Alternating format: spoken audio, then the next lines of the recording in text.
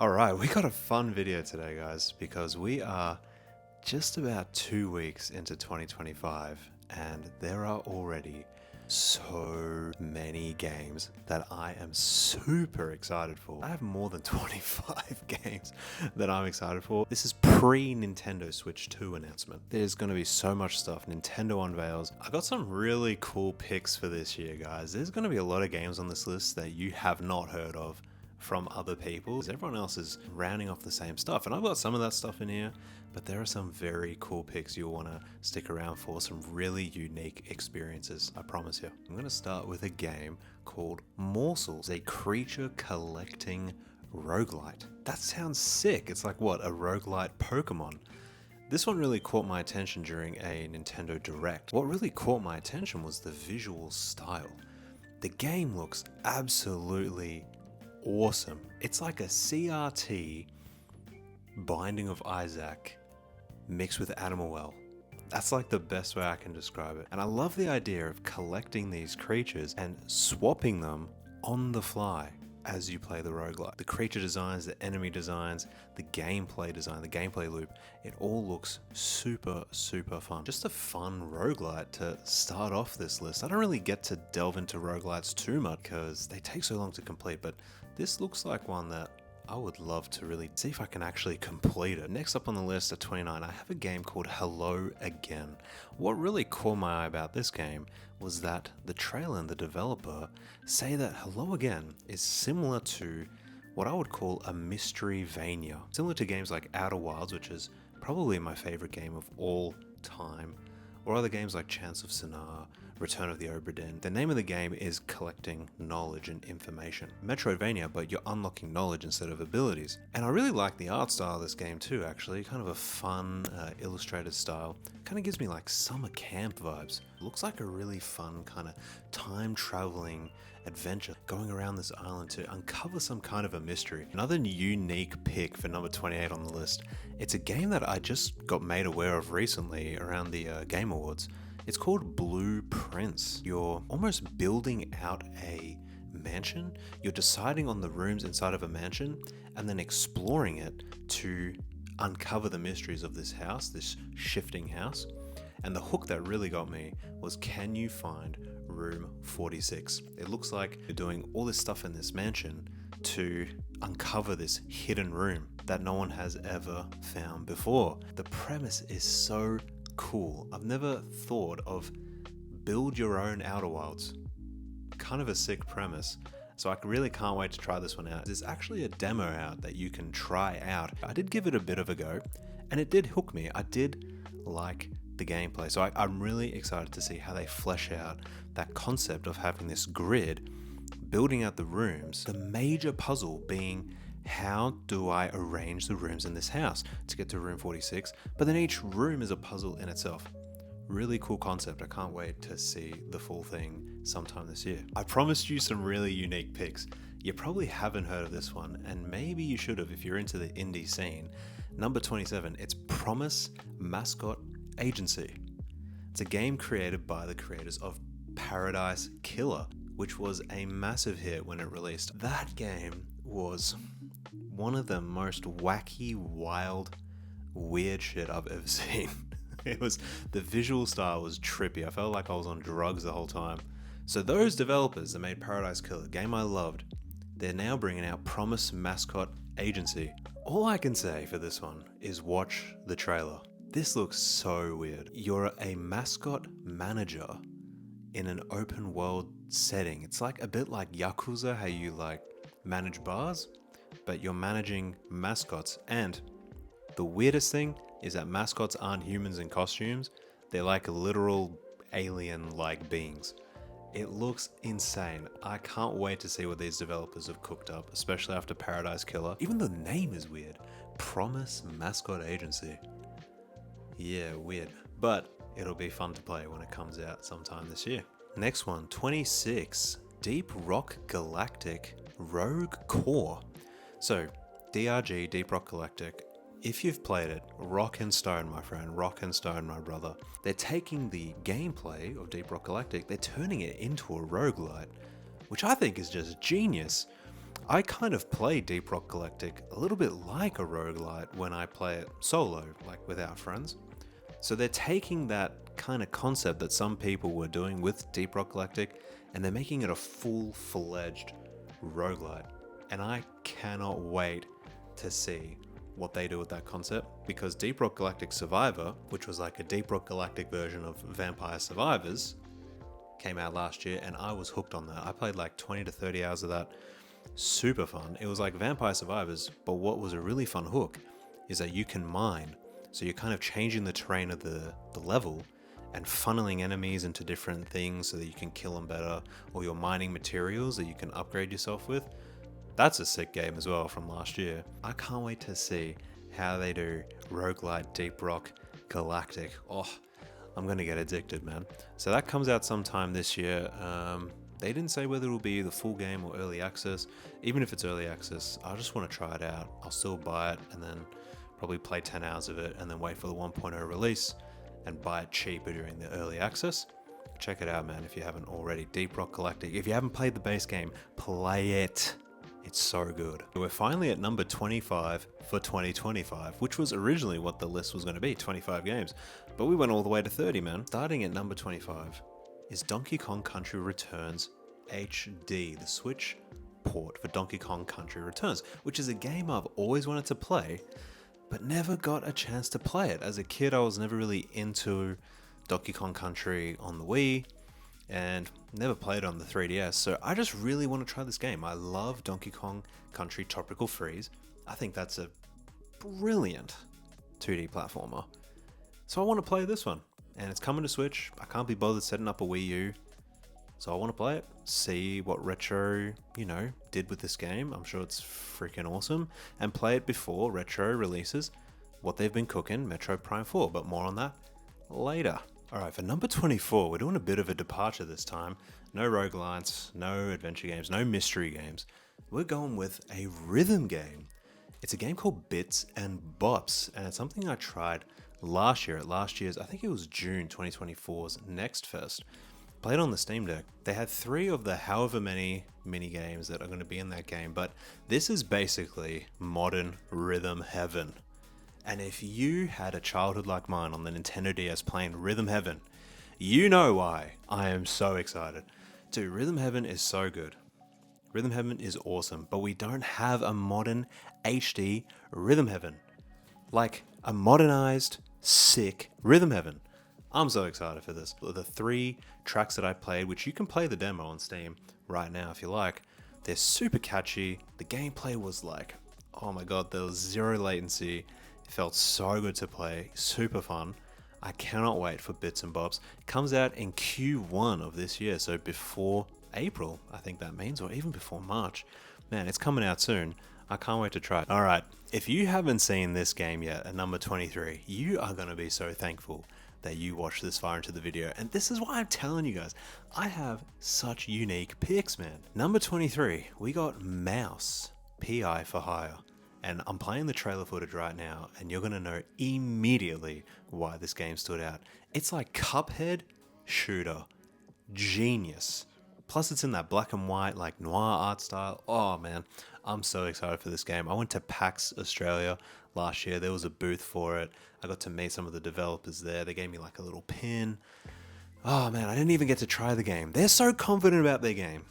They didn't even have people try it because they knew that people are just excited for this. They knew people would want this just by looking at it. This game has been in development for so long. I've been waiting so long, and it's finally coming out 2025. Have you played Shovel Knight? If you've played Shovel Knight, you're going to be excited for this next one. It's Mina The Hollower by Yacht Club Games. Their first game outside of the Shovel Knight franchise since Shovel Knight came out. I am so stoked for this one. Yacht Club Games creating a Zelda-like. These guys are geniuses of game design. Shovel Knight is one of the best platformers I've ever played. Plus the support on that game was ridiculous. They made like 5 campaigns, then they made the roguelite Shovel Knight Dig, which I played, loved it to death. And they had that Shovel Knight mobile game, which admittedly I didn't get to play. I'm not really a mobile gamer. But these developers are so good at their craft. They make some of the best games. The art style is consistent with Shovel Knight, which I loved, that retro kind of Game Boy aesthetic of the original Legend of Zelda games on the Game Boy, like, Link's Awakening and Oracle of Seasons and Ages. You play as like this little mouse called Mina, and it just looks exceptional. The music and the trailer, killer. I cannot wait to see what Yacht Club Games has been stirring up, what they've been cooking, man. This is going to be so cool. And it's only number 22 on this list. Guys, 2025 is insane. Number 21, this one was pretty low profile until it got shown at the Game Awards. It's called Despelote, or Despelote, however you pronounce it. This game caught my attention immediately. Like, I looked at the first trailer, like the first 5 seconds of gameplay, I was like, whoa, what is this? In this game, you play as a child exploring around Ecuador, a city in Ecuador in 2001. And when I first saw this game, just the look of the game and the gameplay was enough to capture my attention. Also, the publisher, which is Panic. Dude, the publishers of Untitled Goose Game, one of my favorite games ever, and the creators of the Playdate. Panic is such a sick publisher, and they're publishing this game, Despelote. It just looked so unique when I first saw it, but then I learned that the noise from this game is actually taken from the city it's based in, so that it feels authentic, and the footage is like from actually 2001 is what I've heard. So the game is like actually based on a real life version of the city, but in this super sick art style. Just fascinating to me. I can't wait to dive in, see what it's all about. Playing soccer as a kid, hopefully it like captures that childlike wonder of just running around without a care in the world, kicking your soccer ball, seeing adults that are like 14 feet taller than you and just like having a good time. We're 1/3 into the list at number 20. It's Fantasy Life I, the girl who stole time, from Level 5. I never got to play the first Fantasy Life, but I heard so much stuff about Fantasy Life, how much people love that game. I love life sims, I love Animal Crossing, those types of games. So I'm really keen to see Level 5's version of that. I love Level 5 as a game developer. I love the Professor Layton series, which is a hint for later. I want to dive into that with my fiance. Both of us have Fantasy Life on our Nintendo Switches, gone between our islands, or just like, comparing our progress. That is going to be such great memories made. I can't wait for this game. I don't know when it's coming out, man. It's been delayed. It was supposed to come out in October last year. I was so excited to play it, and then it just didn't come out, and I was like, man, oh my god, Level 5, please release a game. Dude, Level 5 has like 18 games in development and none of them have come out. And we're all just desperately praying that Level 5 releases a video game. Fantasy Life I want to play this and just forget about my life and dive into my fantasy life, man. Number 19, it's going to come out in Q4 of 2025. So this one's like for the back half of the year, towards the end of the year. But it gives us something to look forward to. When I said I have the best list, I have the best list, okay? It's called Constance. No one's talking about Constance, bro. But as soon as you learn about Constance, you're going to be wishlisting this if you have a similar taste in games to me. This is a platforming Metroidvania in the style of Hollow Knight, but guys, that's underselling this. I'm playing the trailer right now. The footage, the graphics are so smooth, man. The movement looks so smooth. It looks so good. You're this girl with this paintbrush and she's doing all kinds of tricks. Oh my god, the platforming looks... it looks sick. It's gonna be such a cool game. Like, I can feel it in my gut. I'm so ready for this, Constance. It's been in development hell for a while. Like, it's been in development for a while. I've been following this game for a while. But they've locked it in, Q4 2025. Do not let me down, guys. I've been waiting for this. Constance, man, it looks dope. And if you don't know about it, if you haven't heard about it, and you think it looks cool, subscribe, man, and chuck this video a like, because that's letting me know that I make the best damn list around, bro. No one's making a list as good as this, so Constance, check it out. Alright, we're really getting into the good stuff here. Zelda's my favorite series, and Mina The Hollower was number 22. So these next games, all of them are bangers, bro. They all look incredible. Number 18, we're going with Big Walk. created by the developers of Untitled Goose Game, man. This looks sick. It's like a co-op game where you're just like going around being these weird duck people. I don't even know how to describe it. The trailer for this, I couldn't even understand what was happening, but all I knew is that it looked fun. It looked wacky. It looked silly. It looked like something that I'm gonna have such amazing memories playing with my friends, just having a freaking sick time. And it's made by the guys who made Untitled Goose Game. Of course it's gonna be good. It just looks fun. The art style is super weird as well. Like, you're like these cartoon characters in like a real life world. I don't even know, but it looks dope. Big walk. Check it out. If you got friends you want to play with, chuck them a copy of the game. Fuck it. And everyone can play. You're gonna have such amazing memories on this game. I can't wait to see how big of an impact it makes on the year. Yeah, anyway, we'll move on from that one. Number 17. This game, I wanted this game to be higher on the list, but there's just too much good shit. It's called Rematch, from the creators of Sifu, bro. Dude, this game looks so cool, man. It's like a proper, actual cool soccer game. For decades, soccer fans have been living in purgatory of FIFA. Just the same aspect ratio. That top-down, shitty gameplay. Look, no offense.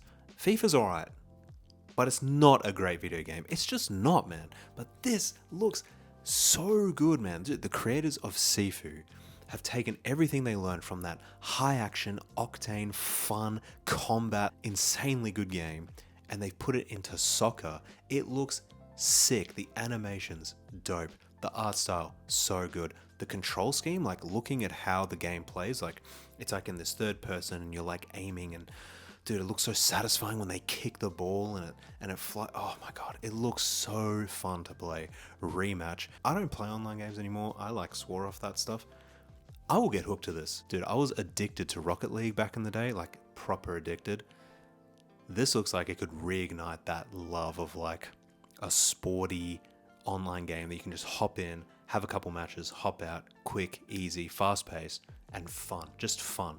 Alright guys, we're not even into the top 15, but I'm about to drop the biggest banger of a game you've heard. This one I heard from a dope YouTuber. This guy is sick. His name is Cannon. If you're watching this video and you don't know about Cannon, go check him out, man. I'm going to put a link to his channel in the description below because he recommends some sick ass games.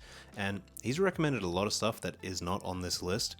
So watch his stuff and get even more dope recommendations if you need them. But this was one game I just couldn't ignore. I tried the demo for it when he showed it, and it is peak, man. It's so good. It's called The Big Catch, and it's this N64 kind of style, retro-inspired 3D platformer that has some of the best movement in a 3D platformer. It's also an open world platformer. Dude, Big Catch is doing open world 3D platforming before Mario, bro.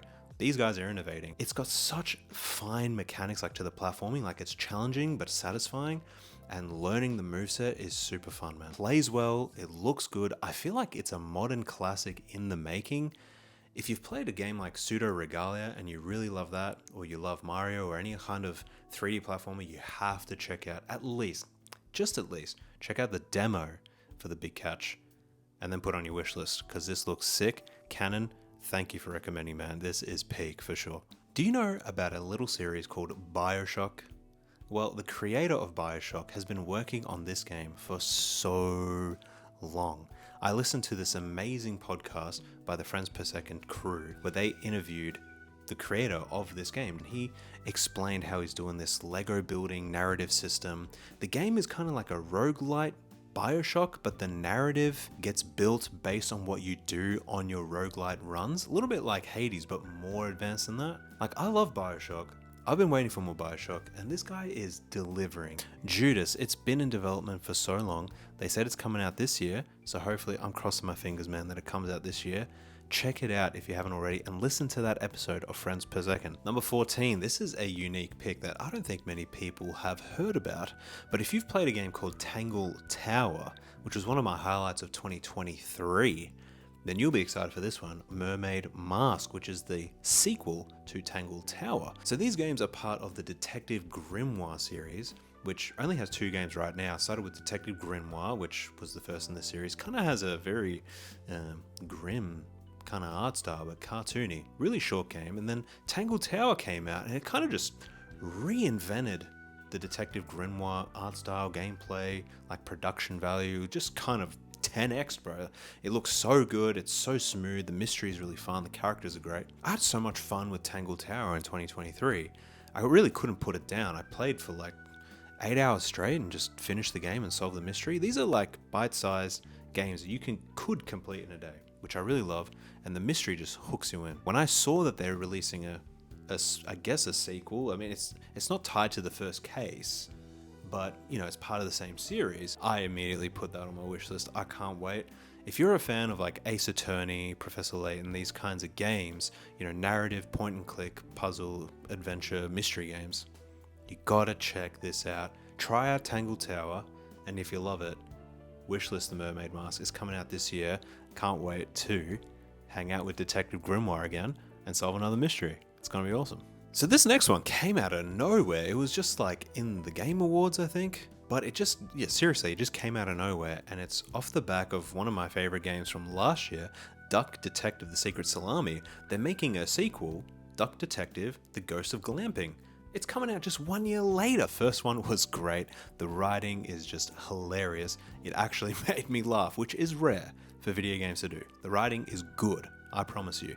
The art style is great. I love the main character. He's just this like duck detective. Obviously he's a duck detective, but the way, like, he's got like this deep grisly voice, and he's got like this really tragic backstory, but the art style is like really fun and whimsical. The contrast is awesome. The game is just so fun. You go around talking to people, finding clues, and putting together everything similar to Return of the Obra Dinn, which is why I was so interested in the first Duck Detective. I just love that style of solving mysteries where you kind of put prompts into a pamphlet or something and it tells you if you're right or wrong. It's just a fun way to solve a mystery. So the first game was really fun. It's short. It was like a 4-hour game, but it really left a lasting impression. And the sequel comes out just 1 year later. I couldn't be happier. If you haven't played The Secret Salami, try that first. It's only a couple hours. And then try the sequel if you loved it. Alright, we're nearing the top 10, so things are getting really cutthroat now. And at number 12, we have Usual June. I really wanted this higher on the list, but I couldn't do it. It's made by the creators of Tunic. Dude, Tunic. If you've played Tunic, then you know why I'm so excited for this game. Tunic was one of the best games. It was my game of the year it came out. And the creators of that game are creating this game, Usual June, which I tried the demo for at Next Fest last year. This seems like a really fun game. It's definitely a departure from Tunic, but it still looks like an action adventure. It doesn't look like a puzzle game. You play as this girl, June, and you're fighting monsters in this like really kind of supernatural vibe. It reminds me a lot of like Vampire Diaries, or you know, kind of like supernatural shows, or like Full Metal Alchemist, kind of like that. You got like alchemy circles and you're summoning monsters or ghosts, and it's just a really cool vibe. It's definitely a departure from Tunic, but you can tell that the developers of Tunic made this game because you can see like the art styles kind of carried over. They've taken what they've learned from that game. They're making something new with a different perspective, third person instead of top down. It seems like a really fun game, and I can't wait to give it a go and see what they've made. I loved Tunic. I feel like I'm definitely going to love this game. It kind of ticks all my boxes. Number 11, some people are going to tell me I'm crazy for putting this game at number 11. It's Elden Ring Nightrein, one of the biggest surprises of Game Awards 2024. This looks like it's going to be a really fun twist to the Elden Ring formula, which Elden Ring, again, talk about my favorite games of all time. Elden Ring is definitely in my top 5. This looks like a really fun twist where it's like a cooperative kind of roguelite version of Elden Ring. I can't wait to dive into this with some friends and see what the gameplay loop is like. What's it like going in and having like a 3-day loop with changing gear?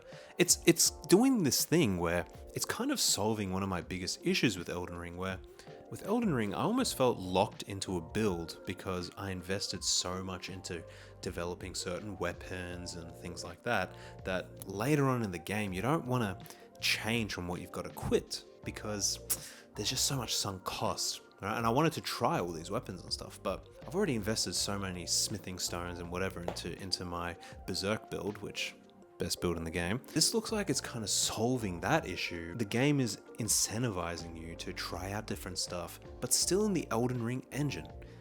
It looks like it's going to be a lot of fun. I can't wait to try it with friends. So Elden Ring Nightrein at number 11. Okay, we are getting into the meat and potatoes of this list. At number 10, Hollow Knight Silksong. And I know, you guys are going to call me crazy for only putting this at number 10. And I am very excited for it. But everything else is just a bit high for me. But this game is just a meme at this point. Everyone wants this game to come out. Team Cherry has been cooking for so long. They're making a bloody marmalade with the amount of cherries they're putting in there. They're making the sweetest cherry jam we're ever going to experience. We're going to get a giant sourdough. We're going to put goat's butter or whatever lavish butter on it. And then we're going to put that cherry jam. It's going to taste so good. Hollow Knight Silksong. I know this game is going to be good. I am very excited for it, but it's been so long that the hype has died down a little. Maybe when the trailer comes out, it's straight up to like my number 1 spot. And I really can't wait to play this. Hollow Knight, what a game. What a game. Nothing else can be said about it. Silksong looks like it's just going to be bigger and better, which is unbelievable. Like, think about that. A better Hollow Knight.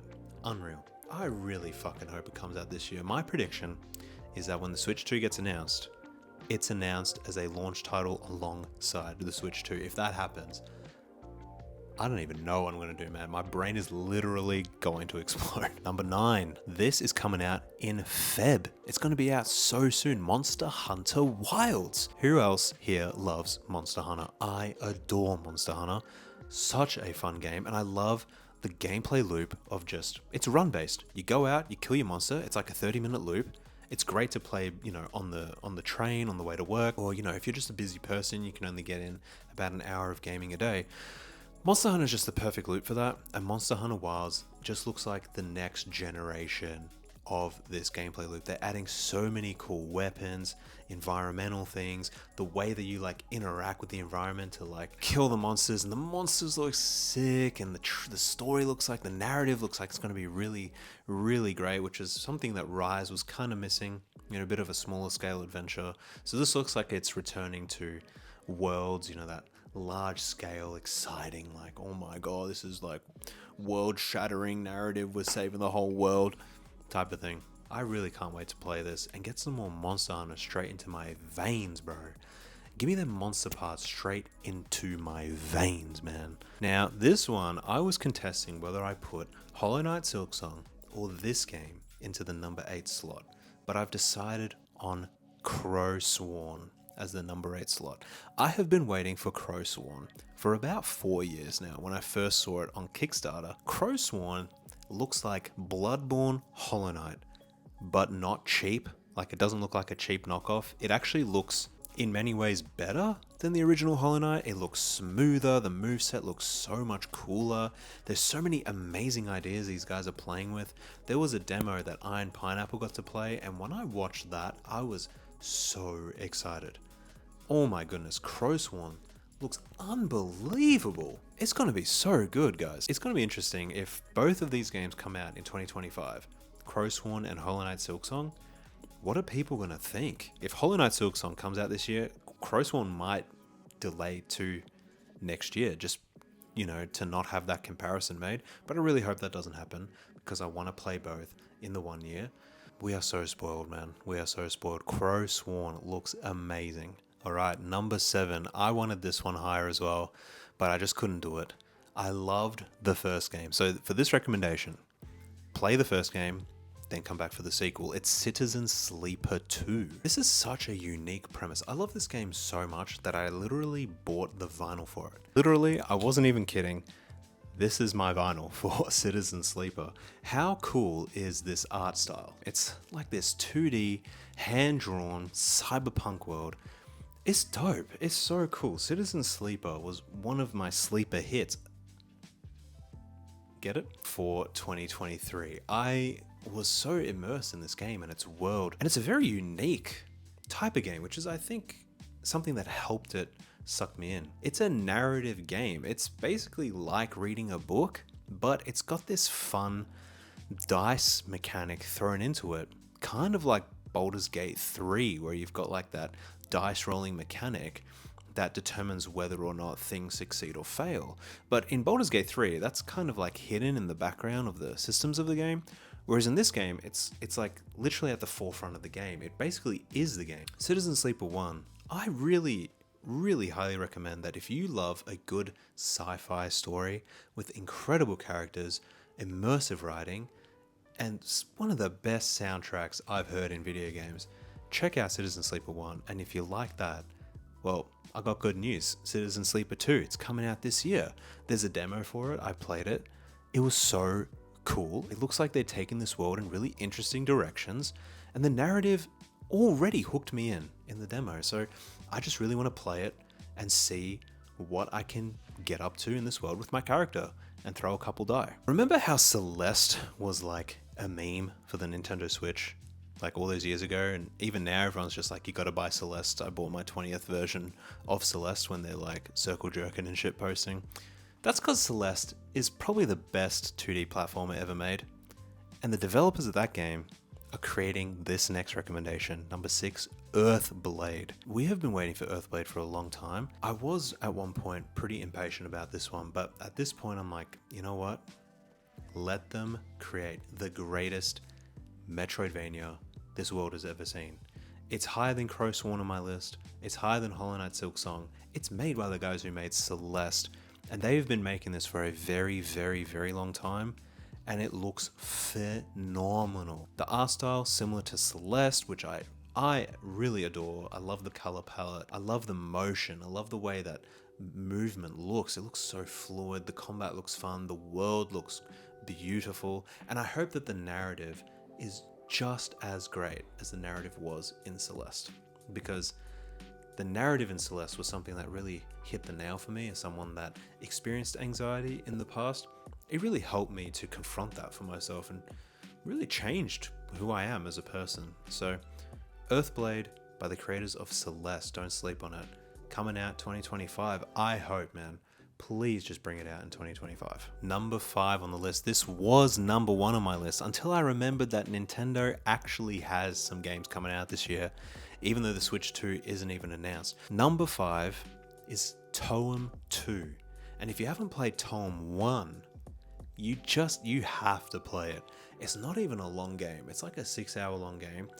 My fiance was the one who showed me Toem 1. I wasn't even the one who discovered it. I was like watching her play her Switch once, and I saw her playing Toem, and I was just so intrigued. It's such a unique premise where you're going around these diorama-like worlds and taking photos to complete photo missions. It's such a cozy game to play.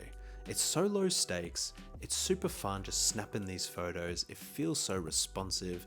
It's fun. It's got this energy to it that most games try to accomplish but don't quite get there. Toem nails it, and I cannot wait for Toem 2 just to have more of that same Toem goodness. I want to see how they innovate on the formula. What kinds of stuff do they bring to the game? They said it's coming out this year. They didn't show any gameplay or anything like that, but there was a trailer and it said 2025. So I'm praying that we get more Toem, because my goodness, what an excellent game. And what's interesting is no one's really talking about Toem 2, because the only time I saw it was at the very end of the Comfy Direct from the Game Awards, which, how many people got to the very end? It was like the last 15 seconds after they'd said bye. Like, people probably left that stream. They didn't even see Toem 2, the biggest announcement. Toem 2, get on it. And if you haven't played Toem 1, play Toem 1. You won't regret it, and it's bite-sized, bro. Like, you'll be able to finish that quick. We're getting into some heavy hitters now, and the rest of these are all on the Nintendo Switch. Number 4, I said we'd talk about it. It's Metroid Prime 4. What a journey. This game has had the most ridiculous development journey. It was announced when the Switch came out, like the year the Switch came out at E3. That is when Metroid Prime 4 was announced. So we have been waiting the entire life cycle of the Switch to get this game, and it's coming out at the bloody end of it. And the Switch is Nintendo's longest running console, except for the Game Boy, but that doesn't really count because they made a few versions of it. So the Switch started with this and is finally ending with it. They finally showed us some gameplay last year. It looks great. It looks like Metroid Prime. I love Metroid Prime. Metroid Prime, one of my favorite series ever made. The graphics look insane. We've got the villain that was, teased in, I think it was Metroid Prime Hunters. The game just looks great, and I'm so glad that Retro is on it. I'm so glad that Nintendo got Retro to make this, and they started over and they made sure that Retro was on this project, because these guys, they're the kings of Metroid Prime. I'm hoping it can hit the highs of Metroid Prime 1 and just deliver us a sick, unforgettable experience. It looks great, so let's hope they nail it. And I hope that there's some kind of innovation to it. Like, they kind of do what they did to Zelda with Breath of the Wild. Maybe they're going to do that with Metroid. If this is going to be a launch title for Switch 2, potentially, it'd be cool to make it like an open world Metroid Prime game. An open world Metroidvania. I don't think anyone's ever really done that, or maybe they have. Number 3, Pokemon Legends ZA. We have seen literally zero on this game. All we've seen is a CG trailer, and it doesn't matter, because Pokemon Legends Arceus is the best Pokemon game since Pokemon Black and White. No, I'm not even joking. Pokemon Legends Arceus was some of the most fun I've had with Pokemon since I was a kid. The capturing mechanics, the battle mechanics, even the story was good. Like an actual Pokemon game story that was actually good. And at first, everyone kind of shat on the graphics of Pokemon Legends Arceus, but I think it's gotten better with time. I think the game looks good. And compared to Scarlet and Violet, which is a low bar to hit, obviously, I mean, the game looks like the most mind-bending, unbelievable looking game ever. So I'm really excited to see what they do with the formula in Legends ZA. There's so many things they could do, so I'm excited to see them do it. And hopefully they get more power of the Switch this time and utilize some of the Switch 2's power. But, there's so much power in the Switch that they didn't utilize in Legends Arceus, I reckon, that they can use in this one. They said that it's going to be based in a city. So it'll be very interesting to see what the game looks like, because Legends Arceus, killer Pokemon game. So I cannot wait for Legends ZA. These final two are very biased picks because they're part of two of my favorite series of all time alongside Zelda. Number 2 is Professor Layton and the New World of Steam. We have not had a Professor Layton game in more than a decade.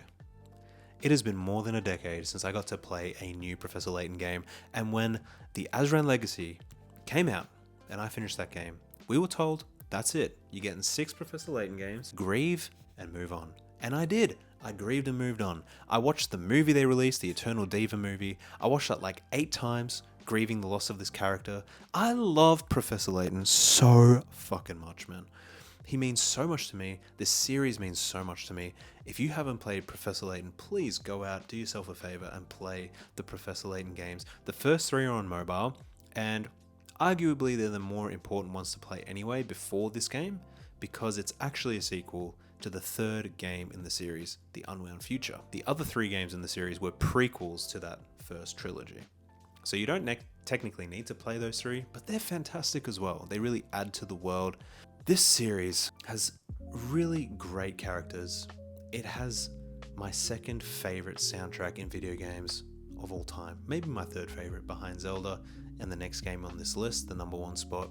This series will touch your heart, and it will change who you are. It will change how you view relationships, how you view life.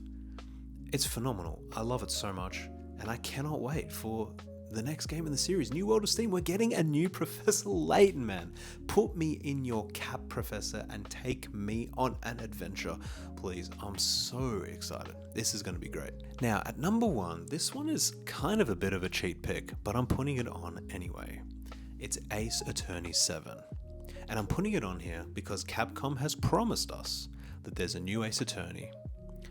And all the other Ace Attorney games have been remastered. They're in their collections. You got the original trilogy, you got the Apollo Justice trilogy, the Great Ace Attorney Chronicles, and you have the Miles Edgeworth games. So everything is out now. They got nothing else to do.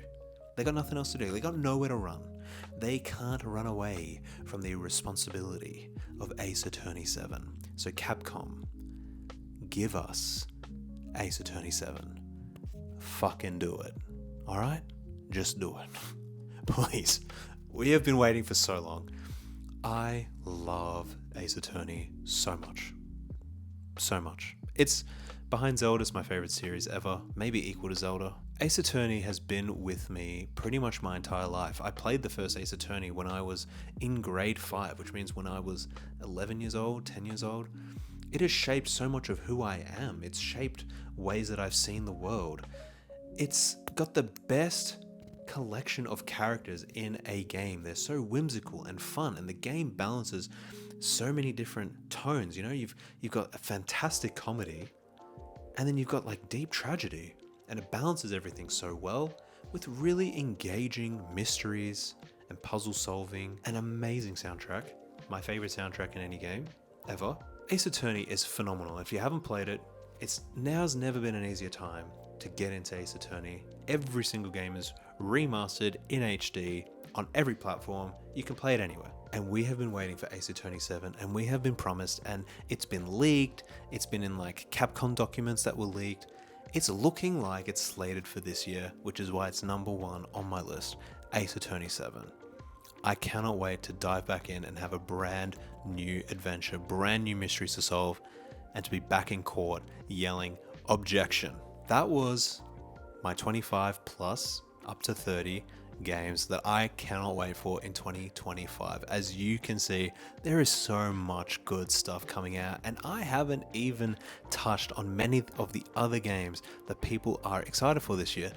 Grand Theft Auto 6 could be the biggest release of all time, right? We've got Doom the Dark Ages coming out.